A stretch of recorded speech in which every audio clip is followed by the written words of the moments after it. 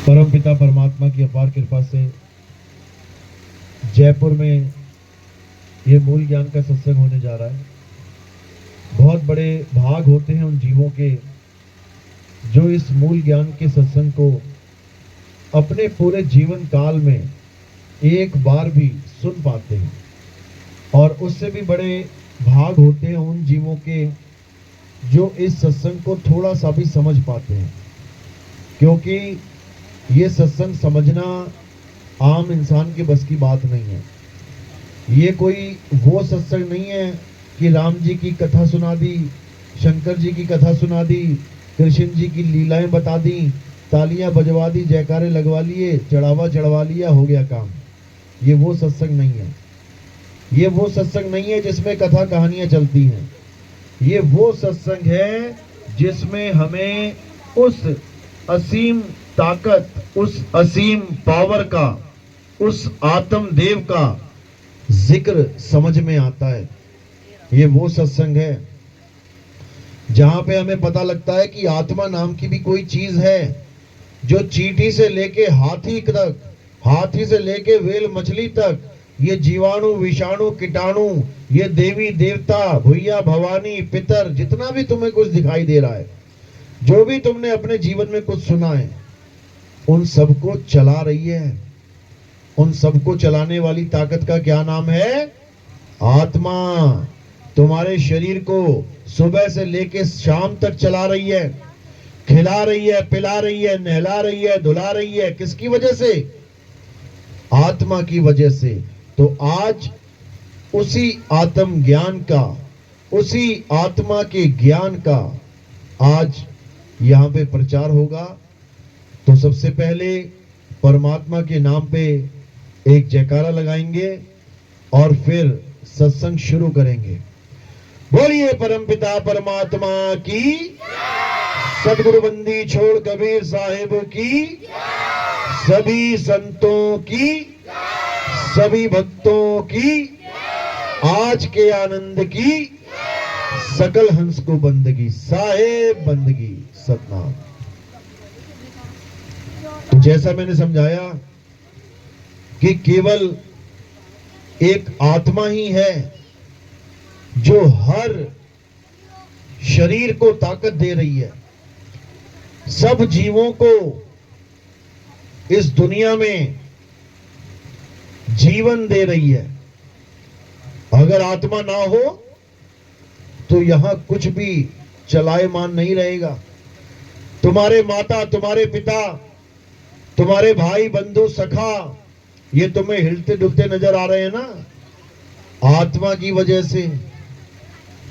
खा रहे हैं, पी रहे हैं, बातें कर रहे हैं, आत्मा की वजह से। जिस दिन शरीर को आत्मा ने छोड़ दिया, उस दिन वो तुम्हारी किसी बात का जवाब तक नहीं देंगे।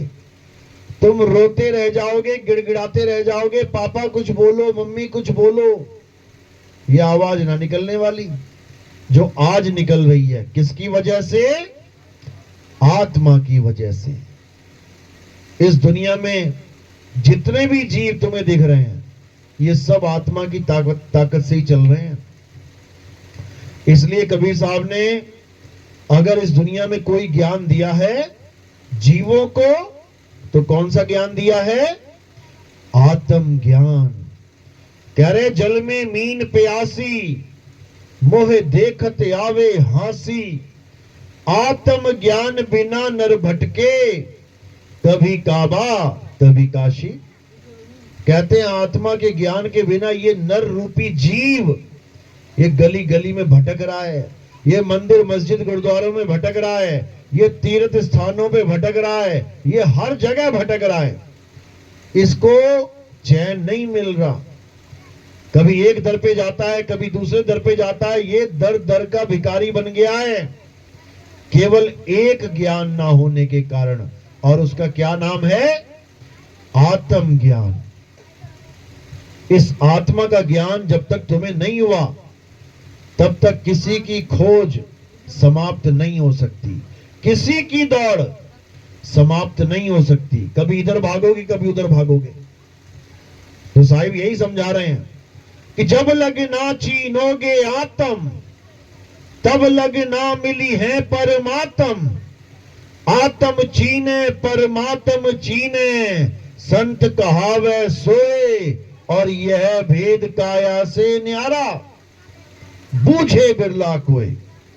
ये जो भक्ति है ये काया से न्यारा, ये शरीरों से परे की भक्ति है। इसमें किसी प्रकार के देवी देवताओं के शरीर, किसी प्रकार के त्रिदेवों के शरीर, किसी प्रकार के पितरों के भूत प्रेतों के शरीर नहीं पूजे जाते। इस भक्ति में किसी भी देह की महिमा नहीं है। इस भक्ति में कोई राम जी के शरीर की महिमा नहीं, कोई कृष्ण जी के शरीर की महिमा नहीं, कोई राधा जी के शरीर की महिमा नहीं, कोई शंकर जी के शरीर की महिमा नहीं।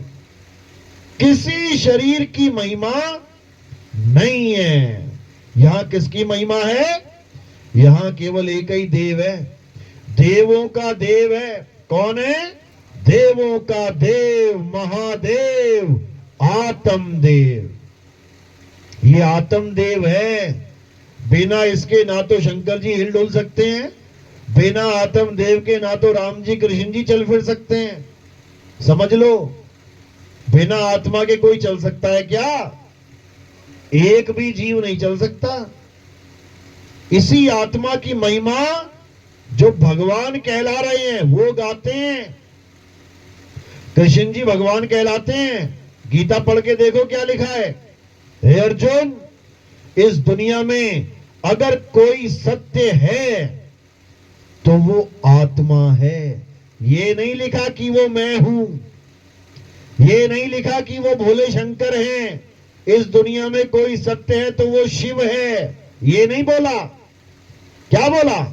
हे अर्जुन, इस दुनिया में अगर कोई सत्य है तो वो आत्मा है। क्यों? कारण क्या है? हे अर्जुन, इस आत्मा को ना तो कोई पैदा कर सकता है, इस आत्मा को ना तो कोई मार सकता है। ये आत्मा अजन्मा है, नित्य है, शाश्वत है, पुरातन है। ये आत्मा ही सत्य सनातन है। इस आत्मा का कोई आदि और अंत नहीं है। बाकी जिसकी भी तुम पूजा करते हो लगा लो हिसाब, आदि अंत है कि नहीं है। कृष्ण जी द्वापर युग में आए और द्वापर युग में ही चले गए, पैर में तीर लगा, शरीर का नाश हो गया। तो आदि और अंत है कि नहीं है। राम जी त्रेता में आए, त्रेता में ही चले गए, जल में समाधि ली, जल में शरीर छोड़ के चले गए। शरीर का क्या हुआ? जल में गल गया।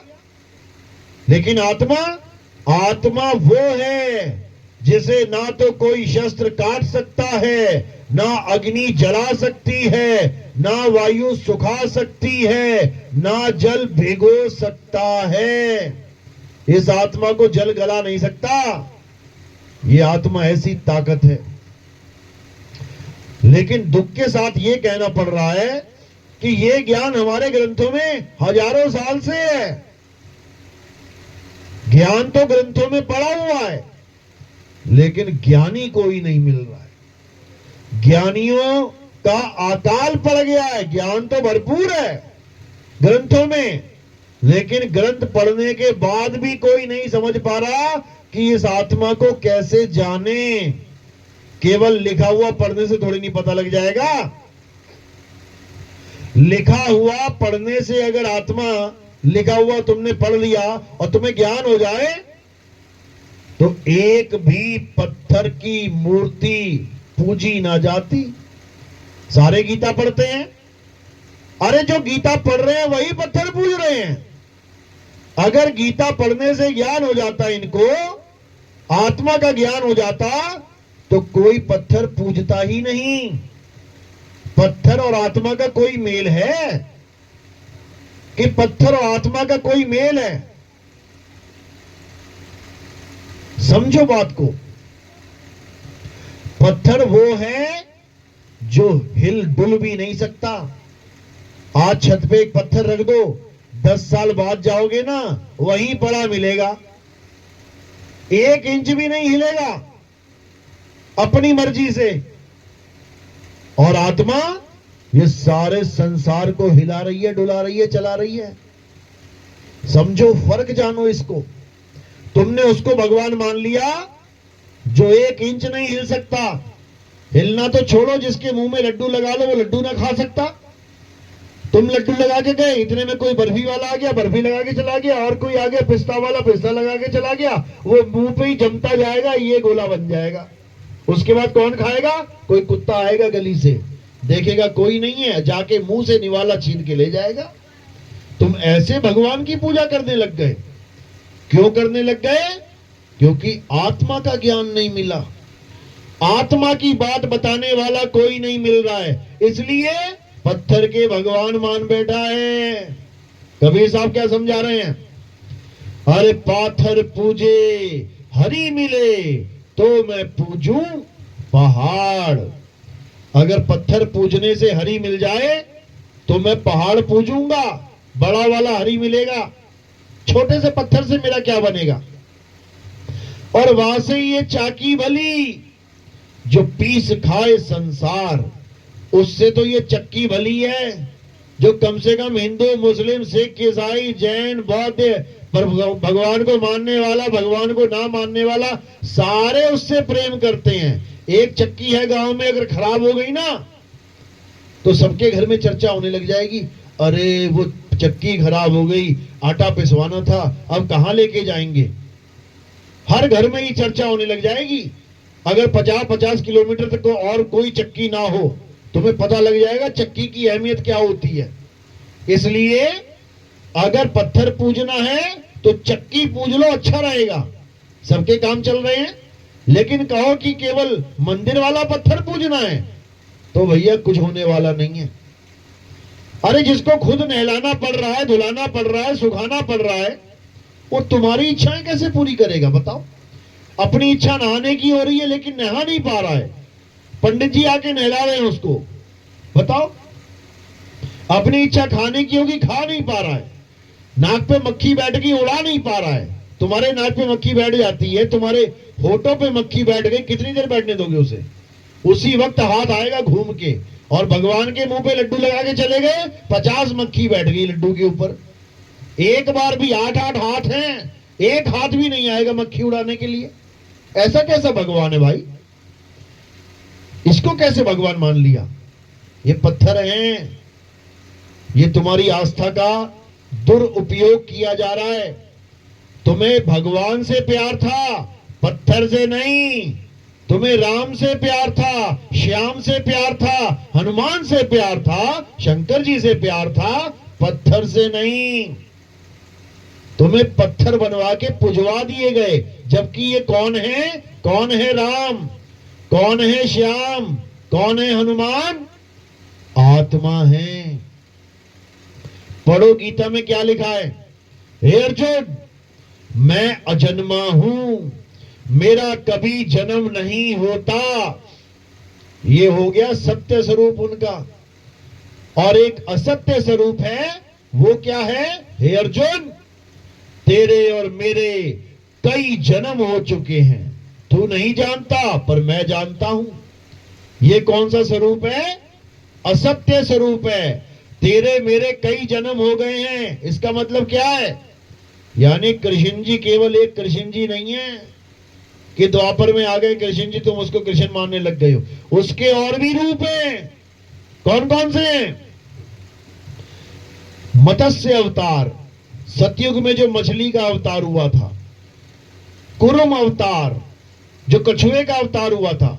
कछुए की पीठ के ऊपर पूरा पहाड़ रखा गया और देवी देवता एक तरफ और राक्षस एक तरफ। क्या किया था? समुद्र मंथन। किसकी पीठ पे रखा था पत्थर? वो पहाड़ कृष्ण जी की, विष्णु जी की पीठ पे था वो। उस वक्त वो कछुए के अवतार में थे। तो कह दो विष्णु जी कछुआ हैं, कह दो विष्णु जी मछली हैं, कोई ना कहेगा। विष्णु जी आदमी हैं, सब कहेंगे। 2 हाथ 2 पैर वाले, एक सर वाले हैं, ये सब कह देंगे कृष्ण जी। कोई कहे कृष्ण जी मछली है, मछली ना मानेगा, कछुआ ना मानेगा। वरा अवतार, जंगली सुअर का अवतार लिया, दोनों दांत, उसके ऊपर पृथ्वी रख के लेके आए। उनको जंगली सुअर कोई ना कहेगा, सब क्या बोलेंगे, कृष्ण जी तो आदमी हैं, राधा तो औरत है, क्योंकि इनकी बुद्धि कुएं के मेंढक की तरह सीमित हो चुकी है। इनको इससे आगे का ज्ञान नहीं है कि एक रोल अदा करने आए थे इंसान जन्म का लेकर द्वापर युग में। इससे आगे उनकी बुद्धि नहीं जा रही है कि वो कछुआ, मछली, जंगली सुअर का भी अवतार लेने आए थे इसी धरती पे।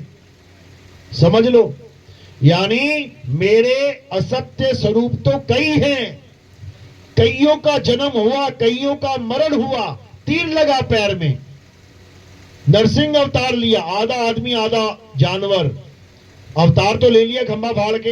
अवतार का खात्मा कैसे हुआ पता है? किसने मारा उनको? तुम्हें पता भी नहीं होगा कि नरसिंह अवतार को किसने मारा, नरसिंह का संहार किसने किया, पता करके आना पंडित जी से। तो कौन है? अलख निरंजन। अलख निरंजन ने नरसिंह अवतार का खात्मा किया। ये रुक नहीं रहा था, इतना क्रोधी हो गया था, सबको मारना शुरू कर दिया इसने। राक्षसों को तो मारा मारा, ये सबके पीछे पड़ गया। तब क्या हुआ? अलख निरंजन ने इसका खात्मा कर दिया। ये ग्रंथों में लिखा हुआ है, लेकिन तुम्हें बताया नहीं जाएगा। क्यों? भगवान की पूजा करवानी है, मरता हुआ भगवान थोड़ी नहीं दिखाना है कि भगवान का भी नाश करने वाला कोई बैठा है। वही आगे चल के राम कृष्ण बन के आ रहे हैं। अब कृष्ण जी का संहार कैसे हुआ? कृष्ण जी को किसने मारा? कृष्ण जी ने कईयों का संहार किया, कईयों को मारा। उनको किसने मारा?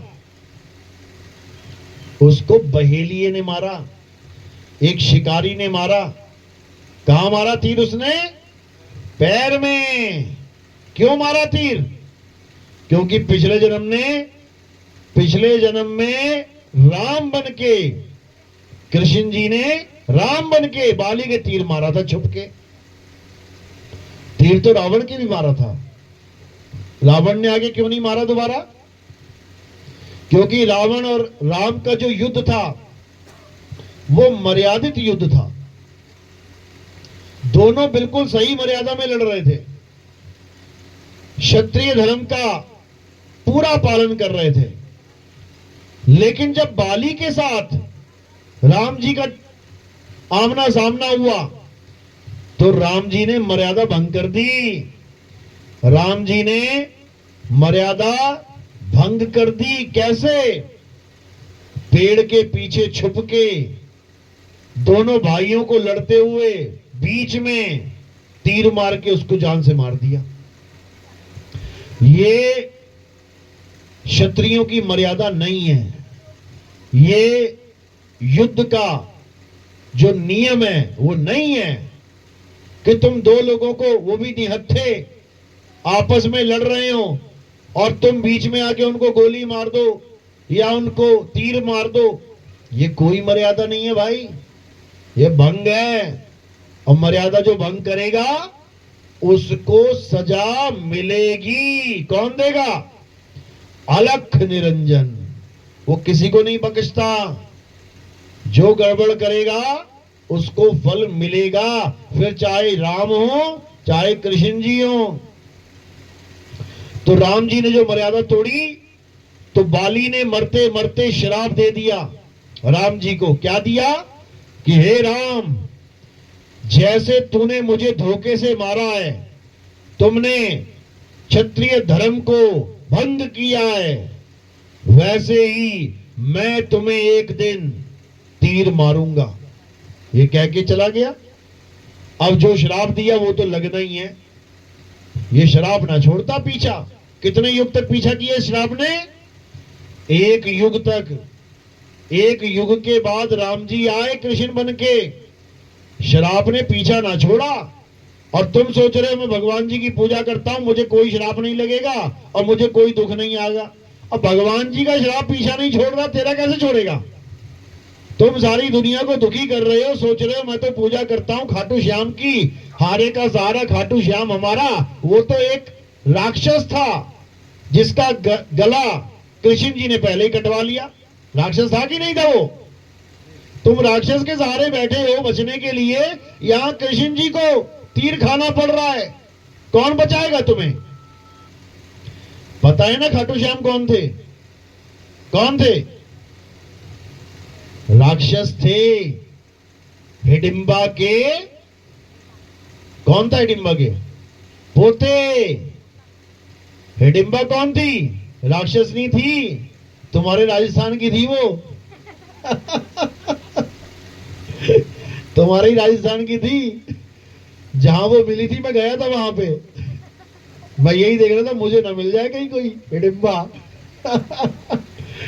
तो वो भीम को मिली थी, भीम ने उस राक्षसनी से शादी कर ली। तो सोचो यार, राक्षसनी से शादियां हो रही है और तुम कह रहे हो कि राक्षस बड़े बेकार होते हैं, गंदे होते हैं। वो शादियां करके बैठे हैं पांचों पांडवों में से एक, और तुम्हें लग रहा है राक्षसनी बड़ी गंदी चीज होती होगी। समझो, तो राक्षसनी से जब ब्याह हो गया भीम जी का, तो एक लड़का पैदा हुआ। क्या नाम था उसका? घटोत्कच। अब ये आगे जो खाटू श्याम है, ये घटोत्कच का लड़का है। समझो, घटोत्कच भी राक्षस योनि में है, समझ लो। तो हमारा स्तर इतना नीचे गिर गया है कि अगर कोई राक्षस को वरदान मिल जाए तो हम उसे भी भगवान की तरह पूज रहे हैं। रावण को भी मिला था, उसको भी पूज लो, उसको भी पूज लो। वो भी बहुत सारे वरदान लेके बैठा हुआ है शंकर जी से, उसको भी पूज लो। ये सब क्यों हो रहा है हमारे साथ? क्योंकि हमें आत्मा का ज्ञान नहीं है। अगर हमें आत्मा का ज्ञान हो जाए तो राक्षस तो छोड़ो, हम देवता ना पूजे। अगर हमें आत्मा का ज्ञान हो जाए तो, और नहीं हो जाए तो राक्षस छोड़ो, यहां कुतिया के मंदिर बना रखे हैं, कुतिया माता की जय, कुतिया पूज रहे हैं लोग, केवल आत्मा का ज्ञान ना होने के कारण। यही अज्ञान है। इसीलिए हमारे धर्म का इतना उपहास किया जाता है, इतनी खिल्ली उड़ाई जाती है, तुम सोच नहीं सकते। भारत देश में रहकर सबसे जल्दी कौन सा धर्म घट रहा है पता है तुम्हें? कौन सा धर्म कन्वर्ट हो रहा है, सबसे ज्यादा लोगों को टारगेट किया जा रहा है पता है तुम्हें? हिंदुओं को। क्यों? क्योंकि वो ज्ञान रख के बैठे ही नहीं है अपने पास, वो अज्ञानता में जी रहे हैं। जो कोई बता देता है उसको भगवान मान के पूजने लग जाते हैं। अरे किसी को भी भगवान मान के पूजने से वो भगवान नहीं हो जाता। भगवान को भगवान जान के पूजो, बात तब बनेगी। तो सबसे बड़ा भगवान कौन है? आत्मा ही सबसे बड़ा भगवान है। बिना आत्मा के राम नहीं चल सकते, बिना आत्मा के कृष्ण नहीं चल सकते, बिना आत्मा के हनुमान नहीं उड़ सकते, बिना आत्मा के इस पूरे संसार में कोई जीव नहीं चल सकता। वो है सबसे बड़ा भगवान। उस आत्मा का तो ज्ञान नहीं है, उठा के जिसको मन आता है उसको पूजने लग जाते हो। सबसे बड़ी दिक्कत ये है। इसीलिए बार बार नाना प्रकार की योनियों में भ्रमण करना पड़ रहा है। कभी कुत्ता बनके, कभी हाथी बनके, कभी घोड़ा बनके, कभी सांप बिच्छू बनके इस दुनिया में आ जाते हो मरने के लिए। आना ही पड़ेगा। अरे भगवान नहीं बच रहे हैं यहां पे, बार बार जन्म लेके आ रहे हैं, अलग अलग रूपों में आ रहे हैं, तुम्हें भी आना पड़ेगा। लेकिन एक मौका है, अगर इस जन्म मरण के चक्कर को खत्म करना है तो, और वो मौका कौन सा है? इंसान जन्म। इंसान जन्म ही वो मौका है जहां पर तुम अपनी जीवात्मा का कल्याण कर सकते हो। दोबारा तुम्हें इस संसार में कभी आना नहीं पड़ेगा। क्या करोगे यहां आके? क्या करोगे?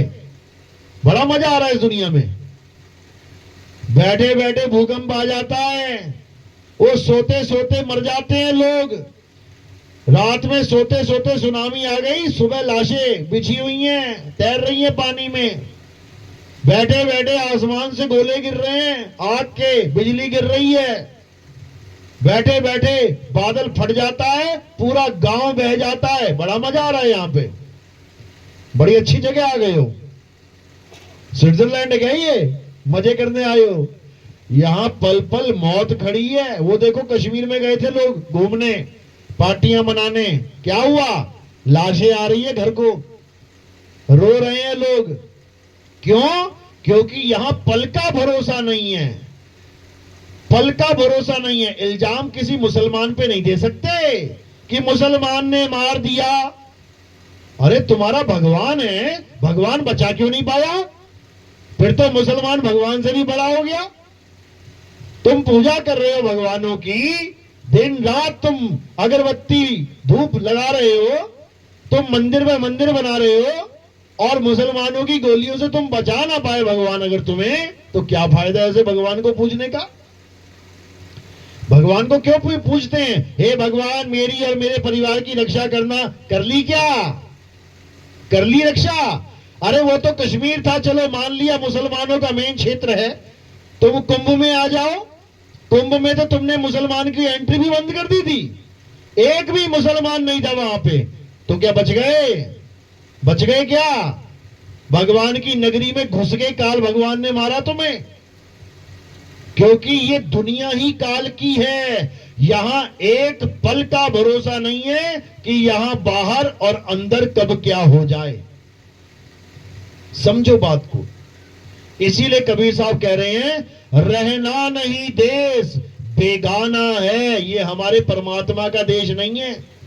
अगर तुम अपना मकान भी बनाते हो ना, इतनी सेफ्टी सिक्योरिटी से बनाते हो कि मेरे बच्चे को कोई तकलीफ ना हो जाए। अगर बिजली के सॉकेट भी लेके आ रहे हो तो देख रहे हो ISI मार्का, हां इससे करंट नहीं लगेगा। तुम इतनी केयर कर रहे हो अपने बच्चों की, और ये दुनिया कैसी बना दी परमात्मा ने, जहां पे पल का भरोसा नहीं कब तुम्हारे साथ क्या हो जाए। इस चीज को दिमाग से निकाल दो कि ये परमात्मा ने दुनिया बनाई है। अगर ये तुम्हारे दिमाग में फिट हो गई ना ये बात कि परमात्मा ने दुनिया बनाई है, तो ये दुनिया कभी छोड़ नहीं पाओगे तुम, क्योंकि तुम्हारे पिता की दुनिया है ये। फिर ये तुम्हारा अपना मकान हो गया, फिर तो अपने मकान को छोड़ के कहां जाओगे? धक्के खाने पड़ेंगे। इसलिए कबीर साहब कह रहे हैं कि साधो निरंजन जाल पसारा। ये निरंजन का जाल है। कौन सा निरंजन का? अलख निरंजन। अभी तुम्हें नहीं पता अलख निरंजन कौन है, केवल नाम ही सुना है तुमने, अलख निरंजन। और साथ में क्या जोड़ दिया? सब दुख भंजन। अच्छा जी, बहुत बढ़िया। देखो तो सही, पूरी शातिर चाल के साथ आता है ये, अलख निरंजन सब दुख भंजन। वाह भाई वाह। और दुख दे कौन रहा है ये भी बता दो। फिर क्यों गवा रहे? मारने वाला है भगवान, बचाने वाला है भगवान। सारे दुख तुम्हारे वही काट रहा है, तो दुख दे कौन रहा है? वही दे रहा है। सारे कर्मों का फल कौन दे रहा है? वही दे रहा है। कर्म करवा कौन रहा है? वही करवा रहा है। सबके अंदर बैठा हुआ है ये अलख निरंजन। तुम्हारी गाड़ी की स्टीयरिंग उसके हाथ में है, जहां चाहे मोड़ देता है। जाना दिल्ली, पहुंचा पंजाब देता है ये, समझ लो। देख लो, जाके पूछ लो जेल में जितने बैठे हैं, हाँ भैया तू जेल में कैसे आ गया? अरे अच्छा खासा खेतों में जा रहा था, पता नहीं बुद्धि कैसे भ्रष्ट हो गई, किसके पास चला गया, झगड़ा हो गया, मैंने पत्थर मारा, बंदा मर गया। बताओ, जा रहा था खेतों में और पहुंच गया किसी का कत्ल करने के लिए। बताओ, समझो क्यों? क्योंकि स्टीयरिंग किसी और के हाथ में है। कौन है वो? अलख निरंजन, यानी तुम्हारा अपना मन। यही है अलख निरंजन। जा तुम कहीं रहे हो, बीच में मन में कुछ हुआ, अरे क्या बात है, चले देखे जरा। जा कहीं और रहे हो, पहुंचा कहीं और देता है। उसके बाद जूते पड़ेंगे अलग, गालियां खाएगा अलग, जेल जाएगा अलग। समझ लो, इतना शातिर है ये मन कि भगवान को भी भगत से श्राप दिलवा देता है। जो सारी उम्र श्रीमन नारायण नारायण कर रहा था, कौन था वो? कौन था? नारद मुनि। सारी उम्र नारायण नारायण करता रहा, उसके बाद क्या हुआ? अपने भगवान को श्राप दे दिया। अपने भगवान को श्राप दे दिया कि हे विष्णु जी, जैसे तुमने मुझे एक स्त्री के लिए परेशान किया है, तुम भी स्त्री के लिए 14 साल भटकोगे। बताओ, इतना शातिर है ये। और जैसे ही श्राप दिया वैसे ही एकदम खलबली मच गई। प्रभु प्रभु, ये मेरे मुंह से कैसे निकल गया? ये अनहोनी कैसे हो गई प्रभु? समझ लो क्या से क्या करवा देता है ये। क्योंकि श्राप नारद ने नहीं, उसके मन ने दिया था। नारद तो भगत था बेचारा, लेकिन बुद्धि भ्रष्ट कर देता है ये मन, और भगवान को भगत से ही श्राप दिलवा देता है। क्या करोगे बताओ? इसलिए अब क्या करना है? अब इस मन की चाल को समझना है। बहुत खेल लिया इसने तुम्हारे साथ, अब इस कली काल का खात्मा करने का समय आ गया है। इसी को कली काल कहते हैं। यही है जो चारों युगों में राजा बन के बैठा है। कई लोग कहते हैं कली काल कलयुग से भाग के सतयुग में चला जाएगा। तो खुद दिमाग लगा लो कि जब चारों युगों में ट्रेवल कर सकता है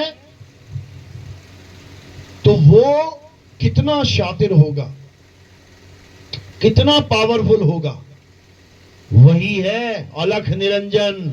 कली काल कह दो, अलख निरंजन कह लो, दज्जाल कह लो, जो मर्जी कह लो, उसी के नाम है सारे। मन कह लो, ब्रह्म कह लो, उसी के नाम है सारे। निराकार कह लो, उसी के नाम है सारे। तो अब क्या करना है? अब इस मन का खात्मा करना है। कैसे करेंगे? पहले इसको पहचानेंगे अच्छे से, ये है क्या। जब पहचान में आ जाएगा ये, उसके बाद खात्मा आराम से हो जाएगा। तो साहिब समझा रहे हैं, मन को मार गगन चढ़ जाई और मान सरोवर बैठ नहाई। यानी जो सबसे बड़ा दुश्मन है, जिसने तुम्हें 84 में भरमा रखा है, जो तुमसे सारे उल्टे काम करवा के तुम्हें ही सजा देने के लिए बैठा हुआ है, अब उसको समझना है अच्छे से और उसके जाल से निकल जाना है। जब तक उसके जाल से नहीं निकले तब तक समझो कि 84 में भटकना ही पड़ेगा। तो कबीर साहब समझा रहे हैं, बड़े बड़े देवी देवताओं को नहीं छोड़ा इस मन ने, तुम्हें कहां से छोड़ेगा। तो कैसे बचना है? संतों की शरण में जाके बचना है। संत तुम्हें समझाएंगे कि इससे बचना कैसे है।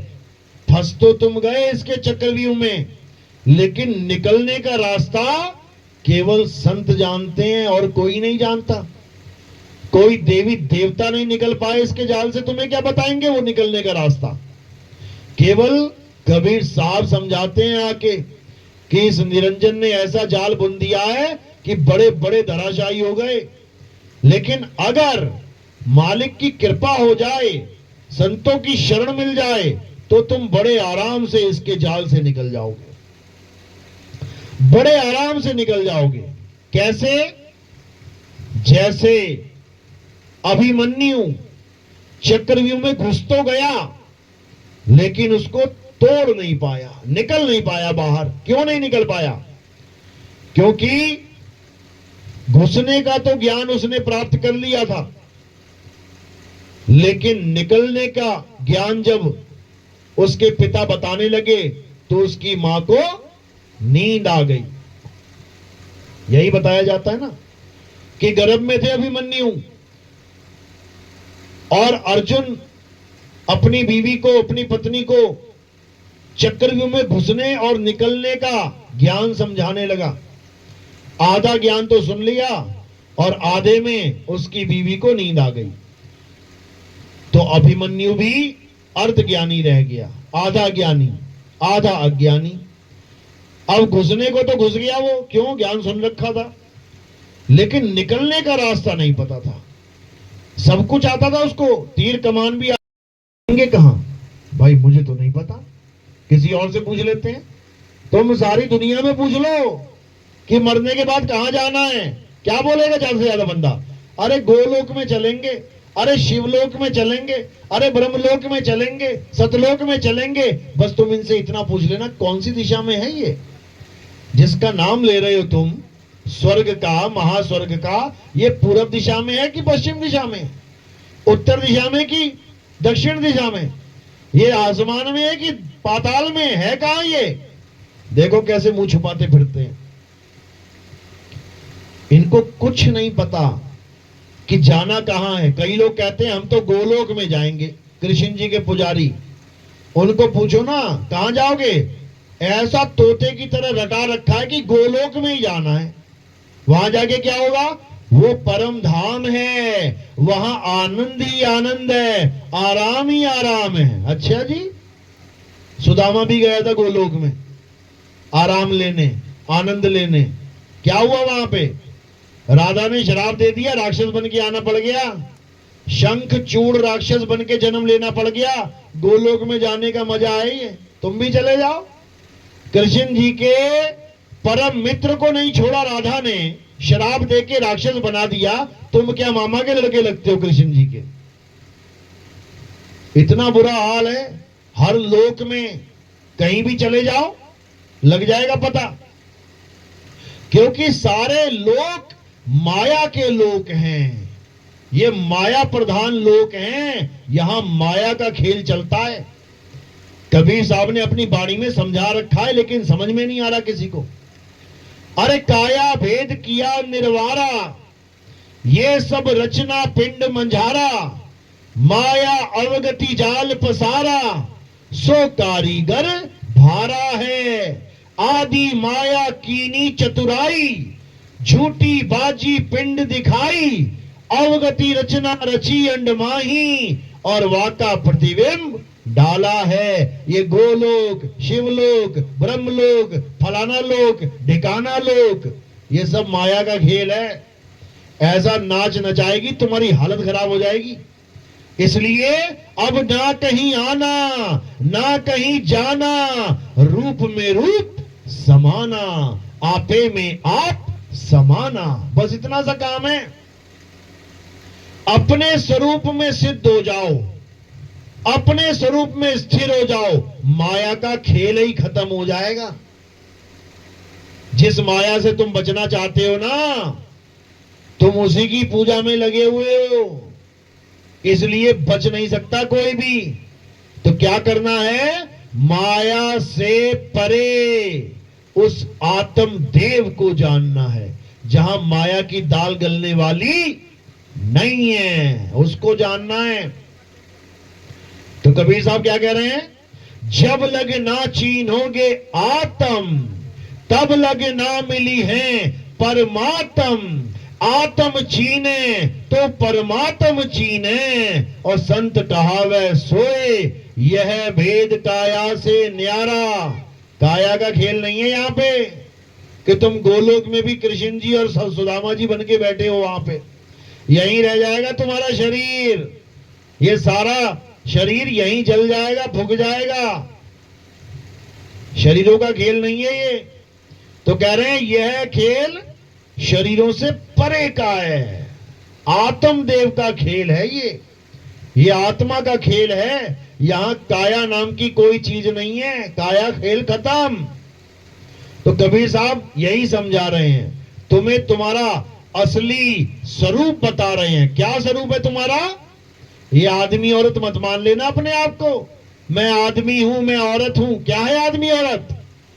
ये हड्डी का ढांचा, ये मांस के लोथड़े चीथड़े, ये किडनी लीवर, ये सारा सिस्टम अंदर फिट कर दिया, ऊपर से खाल चढ़ा दी बढ़िया, गोरी गोरी काली काली भूरी भूरी, और लगा दिए बाल बढ़िया स्टाइलिश, और बन गए तुम। ये तुम नहीं हो, ये तुम नहीं हो। ये क्या है? ये हार्ड मांस का, मल मूत्र का भांड है, ये भांडा बोलते हैं जिसे, बर्तन। ये तुम नहीं हो। तुम क्या हो? शब्द हमारा, तू शब्द का। अरे सुन मत जा सरक, और जो चाहे निज रूप को तो शब्द ही ले परख। अगर अपने आप को जानना चाहता है तो पहले तो इस मल मूत्र के भांड को अपना स्वरूप मानना बंद कर दे। यहां पर ऐसे ऐसे संत बैठे हैं जो बड़ी बड़ी बातें करेंगे, बताएंगे तुम मल मूत्र के भांड नहीं हो, और उसके बाद भगवान किसे बता देंगे? कृष्ण जी और राधा जी को। मल मूत्र के भांड वो नहीं है क्या? बिना मल मूत्र के रहते थे इस दुनिया में। खुद को आत्मा समझ रहा है और भगवान को मल मूत्र का भांड बना के रख दिया इन लोगों ने। जबकि कृष्ण जी कौन है? वो अपना स्वरूप स्वयं समझाते हैं, हे अर्जुन मुझे ये शरीर मत मान लेना, शरीर तो हमारे कपड़े हैं, ये शरीर रूपी कपड़े एक दिन जर्जर अवस्था में आके फट जाएंगे, खत्म हो जाएंगे, इनके खत्म होने पर भी हम तुम खत्म नहीं होंगे। तो बता दो कैसे तुम कृष्ण जी को आदमी और राधा को औरत मान रहे हो? ये शरीरों से परे आत्मा है, और तुम भी शरीरों से परे आत्मा हो। अपने स्वरूप को जानो। क्या स्वरूप है तुम्हारा? तुम शब्द स्वरूपी हो। अरे हम है शब्द, शब्द हम माही, हमसे भिन्न और कछु नाही, शब्द न भिन से देही, कहे कबीर हम शब्द सनेही। कहते गलती से मुझे शरीर मत मान लेना तुम लोग। कबीर साहब समझा रहे हैं कि भले मेरा शरीर दिखाई दे रहा है लेकिन मैं शरीर नहीं हूं, ये तो तुम्हारे उद्धार के लिए मैंने धारण कर लिया है। जैसे कोई युद्ध होने वाला हो तो राजा क्या धारण कर लेता है? कवच धारण कर लेता है, अस्त्र शस्त्र धारण कर लेता है। अब इसका मतलब राजा अस्त्र शस्त्र कवच थोड़ी नहीं हो गया, वो तो उसने धारण किए हैं, आज धारण किए कल को उतार देगा। तो जब वो उतार देगा तब उसका स्वरूप क्या है वो जानना है। ये तेज पुंज की देही का नाम ले लेके कबीर पंथी क्या कहते हैं कि कबीर साहब कौन है? वो तेज पुंज की देही है। अरे देही तो उन्होंने धारण की है तेरे लिए। अगर वो देही धारण ना करते तेरे लिए तो उनका क्या स्वरूप होता? शब्द स्वरूप। वो शब्द गुरु हैं। गुरु ग्रंथ साहब में वाणी आती है, शब्द गुरु सुरत धुन चेला। ये परमात्मा का स्वरूप बता रहे हैं बाबा नानक कि परमात्मा क्या है? वो शब्द स्वरूप है। लेकिन कौन सा शब्द? हिंदी का शब्द, उर्दू का शब्द, पंजाबी का शब्द, अरबी का शब्द, कौन सी भाषा का शब्द? किसी भाषा का शब्द नहीं है। वो शब्द स्वरूप एक अखंड धुन, एक अखंड नाद है जो सबके सब जीवों को ताकत दे रही है। सब जीव जीवित हैं उसकी वजह से। अगर वो ना हो तो कुछ नहीं होगा यहां पे। तो वही शब्द झनकार परम पिता परमात्मा का स्वरूप है। गरीबदास जी कह रहे हैं वाणी में, कोई है रे परले पार का जो भेद कहे झनकार का। ये मंत्र फंतर का भेद देने नहीं आते कबीर साहब कि ये मंत्र जप ले, वो मंत्र जप ले, ओम कलियम हरियम परियम जप ले, ये सब नहीं चाहिए। क्या चाहिए? शब्द झनकार का भेद चाहिए, क्योंकि शब्द झनकार ही परमात्मा का स्वरूप है और वही तुम्हारा भी स्वरूप है। बस तुम अपने आप को भूल बैठे हो। साहिब समझा रहे हैं, अरे सत्य स्वरूपी नाम साहिब का सो निज नाम हमारा। मुझ में और उसमें कोई फर्क नहीं है, बस वो जानकार है और मैं अज्ञान अवस्था में बैठा हूं। उसको याद है, मैं भूला बैठा हूं। इससे ज्यादा फर्क कुछ नहीं है, कुछ भी नहीं। और जब ये फर्क खत्म हो जाए, ये अंतर खत्म हो जाए, तो ही मोही और मोही तो ही अंतर कैसा। फिर कोई अंतर नहीं है। लेकिन ये अंतर कौन खत्म करेगा? ये सतगुरु खत्म करेगा। अरे आत्मा परमात्मा एक को करे, अंतर की दुविधा अंतर मरे। ये परमात्मा और आत्मा का अंतर खत्म करने के लिए ही सतगुरु आता है, और वही तुम्हें तुम्हारा निज नाम देता है, तुम्हें तुम्हारा सत्य स्वरूप समझाता है। और जब तुम सत्य स्वरूप को जान लेते हो, तब तुम में और उसमें कोई अंतर नहीं रह जाता। समझ लो। तो सत्य स्वरूप को जानने का एक ही रास्ता है, और वो क्या है? विहंगम चाल। ऐसी भक्ति मिल जाए जिसको विहंगम चाल की भक्ति कहते हैं। तो साहिब समझा रहे हैं कि चींटी की चाल, मकड़ी की चाल, मछली की चाल वाली भक्ति से तुम्हारा कल्याण नहीं होने वाला। कैसे होगा? शब्द विहंगम चाल हमारी, और कहे कबीर सतगुरदई तारी, खुले कपाट शब्द झनकारी, और पिंड अंड के पार सो देश हमारा है। कर नैनो दीदार महल में प्यारा है। समझा रहे हैं क्या करना है? शब्द विहंगम चाल हमारी। ऐसा गुरु मिल जाए जो तुम्हें विहंगम चाल का भेद समझा दे। ये मंत्र जंतर देने वाले गुरु गुरु नहीं होते, ये जपी हैं, जपी।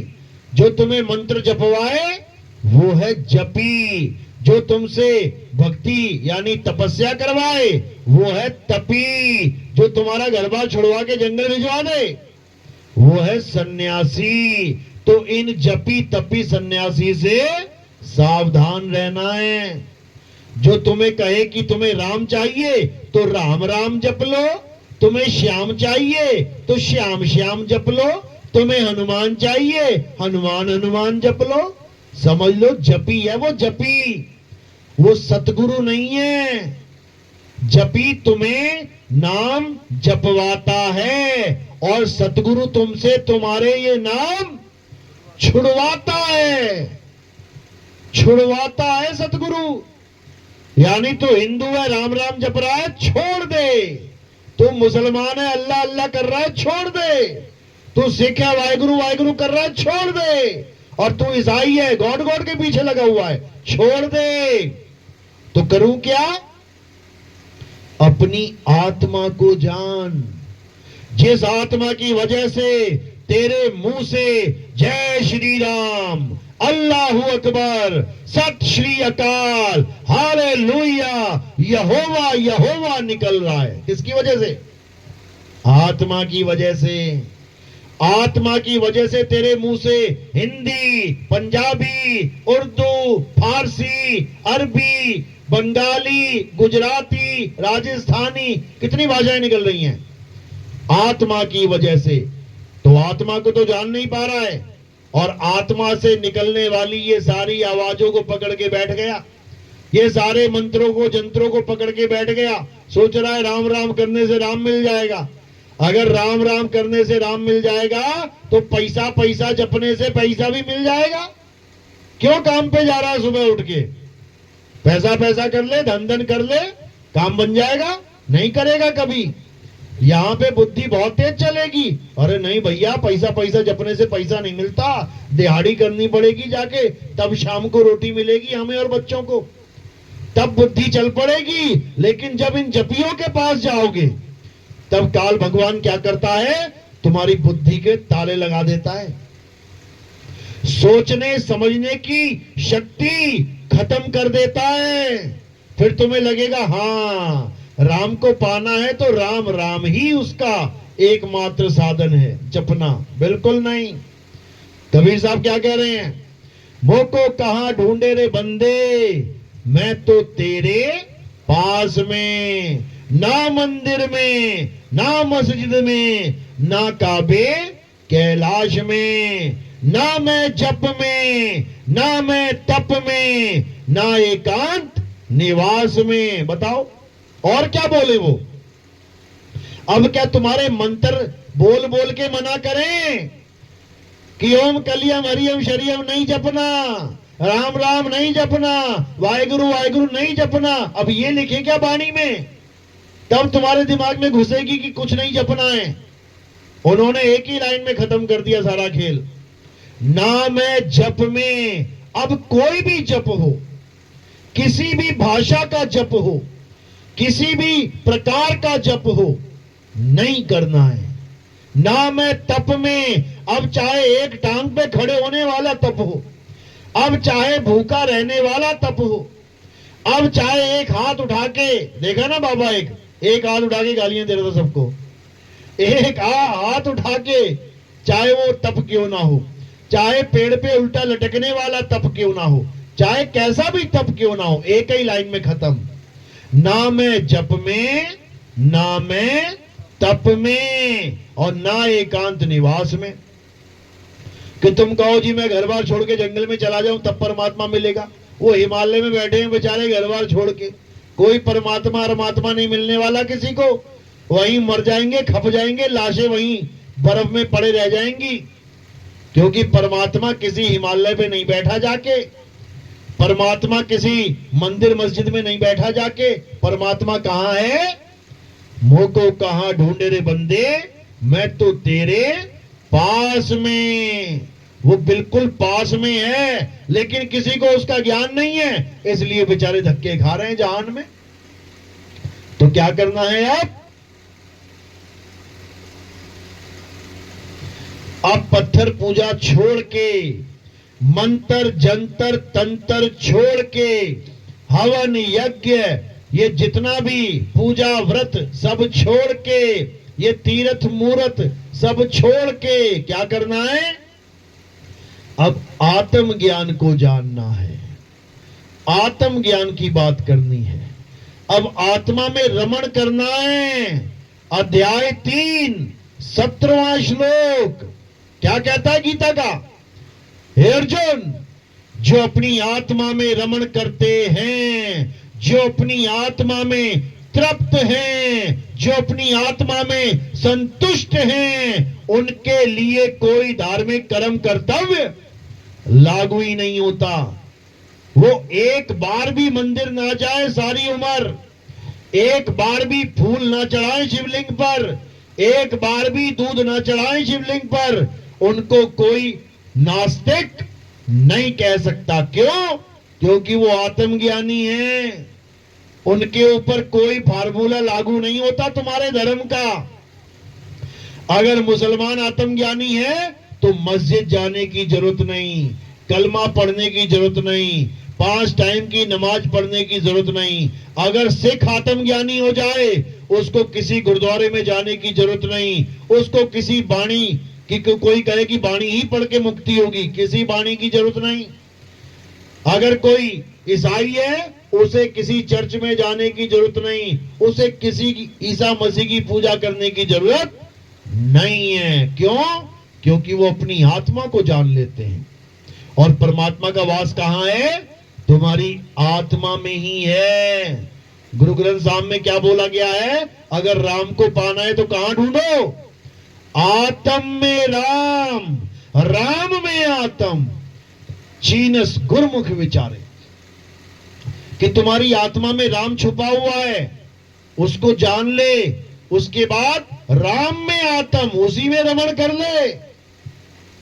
ये दोनों एक हो जाएंगे, कोई जुदा नहीं कर पाएगा।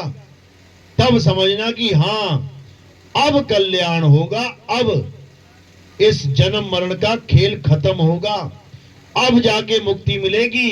अब किसी मां के गर्भ में उल्टा लटकने की जरूरत नहीं पड़ेगी, नहीं पड़ेगी। समझ लो। चलो, तो आज का सत्संग यही समाप्त करते हैं। उम्मीद है कि आपको कुछ बात समझ में आई होगी, क्योंकि ये सारी दुनिया से बिल्कुल अलग ज्ञान है। सारी दुनिया जो पकड़ाती है, हमारे पंथ में वो सब छुड़वाया जाता है। इसलिए लगता है ये तो उल्टी कहानी चल पड़ी है यहाँ पे, जबकि कहानी सीधी ये है। बाकी जगह कहानी उल्टी चला रखी है लोगों ने। तो इस ज्ञान को और समझना चाहते हैं तो हमारे सत्संग YouTube चैनल कहत कबीर सुनो भाई साधो नितिन दास लिख देना। जब ये लिख दोगे तो वहां पर मेरी ही फोटो लगी होगी गोल सी, उसको आप सत्संग सुनना शुरू करो। एक नंबर से सत्संग सुनना शुरू करोगे, 1 2 3 4 5 6 करते करते करते तुम्हारे अंदर एक ऐसा प्रकाश आ जाएगा, ऐसा ज्ञान हो जाएगा कि उसके बाद अज्ञान नाम की चिड़िया कहां फुर्र हो गई ये तुम्हें खुद नहीं समझ में आएगा। ऐसा दिव्य ज्ञान हो जाएगा, यानी आत्मा के अलावा फिर तुम किसी को सत्य नहीं मान सकते। क्यों?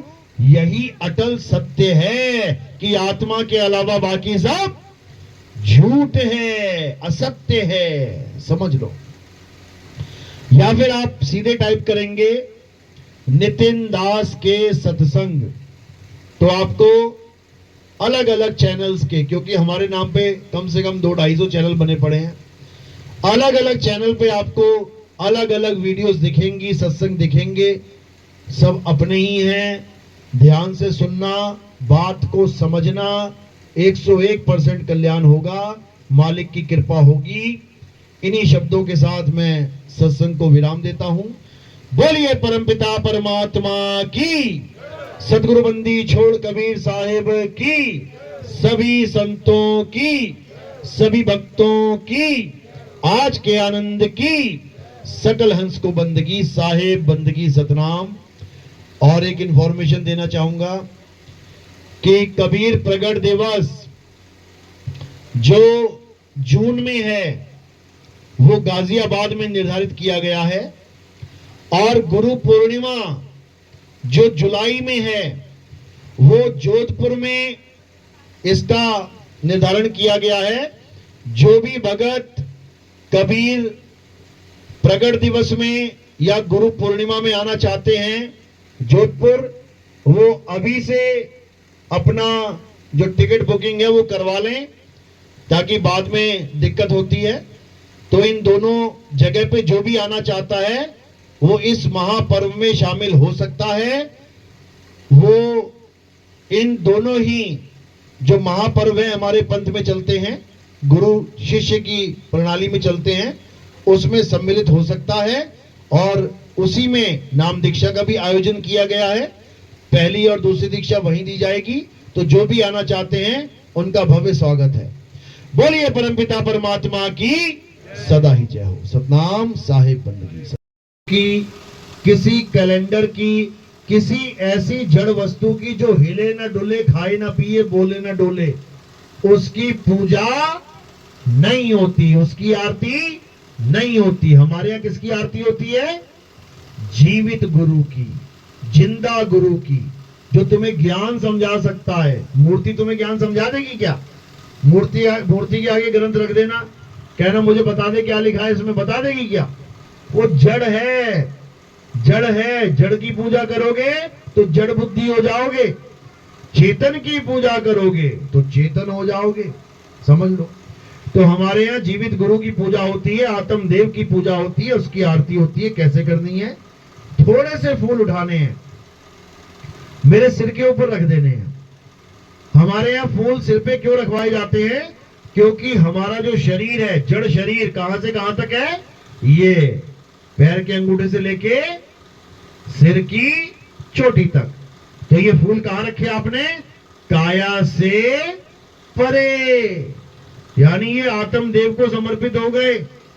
काया का खेल नहीं रहा। अब आपने फूल सिर पे रख के थाली से आरती घुमा लेनी है। ये आत्मा की आरती होती है, ये जीवित मूर्ति की आरती है। ये भी एक मूर्ति है। कहते भी है संत महात्मा, कितनी मूर्तियां आई हैं, लोगों को मूर्ति बोल देते हैं। क्यों? ये भी मिट्टी तो है, मूर्ति भी मिट्टी की होती है, लेकिन वो मुर्दा है और ये जीवित हुई पड़ी है। इसलिए हमारे यहाँ जीवित गुरु की आरती होती है, आत्मदेव की आरती होती है। कोई प्रचार प्रसार में योगदान करना चाहता है, कोई सेवा करना चाहता है, तो वो कहां रखना है आपने? केवल और केवल पैरों में।